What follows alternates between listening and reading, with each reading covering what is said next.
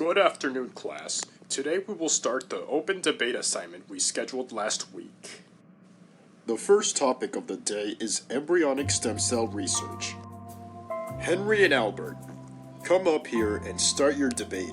Hopefully you prepared for this on your own time. So we're gonna do this just how we planned it, okay? Don't worry, I think we got this. So, Henry, what are stem cells? I'm glad you asked. Stem cells are cells that have the unique ability of differentiating into many other different cells in the human body. However, did you know there are two types of stem cells that are the subject of research? These are called adult stem cells, which come from the bone marrow of adults, and embryonic stem cells, which of course comes from the human embryo.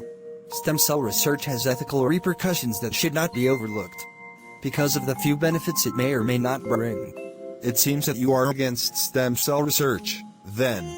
Can you explain why you believe stem cell research is unethical?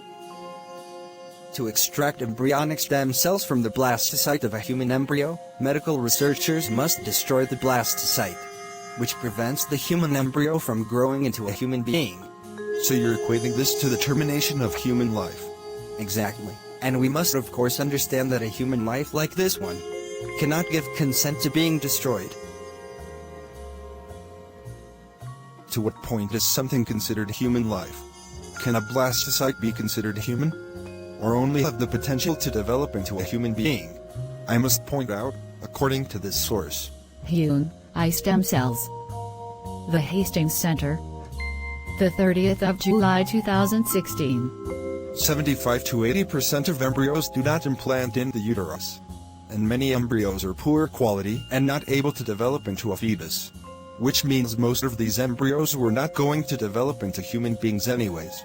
While that may be fair, why do it in the first place, when you can extract stem cells from the bone marrow of adults? There's no need to use embryonic stem cells.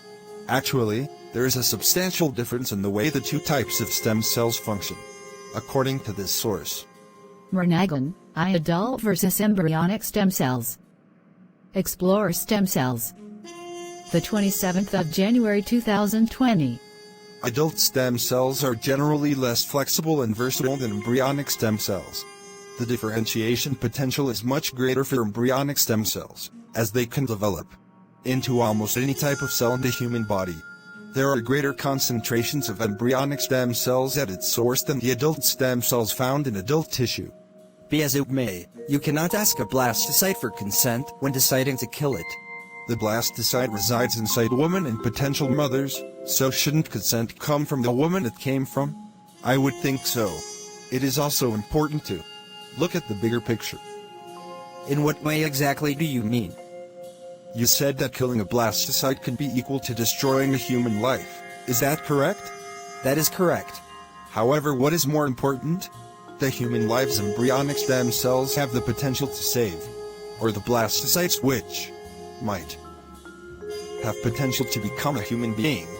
These embryonic stem cells have many applications, such as for use in people with serious illnesses or diseases, such as leukemia, and can even be used for skin tissue grafts for situations such as third-degree burns.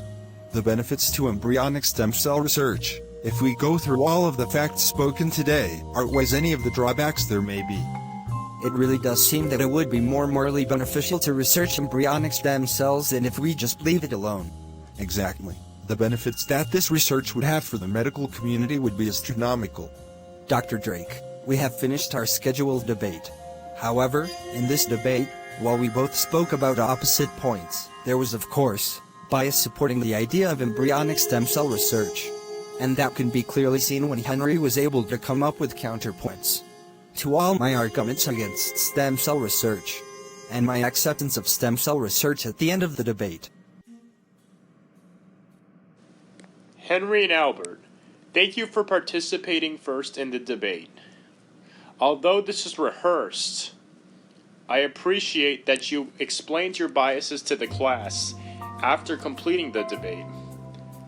Now, whoever's next up may come up.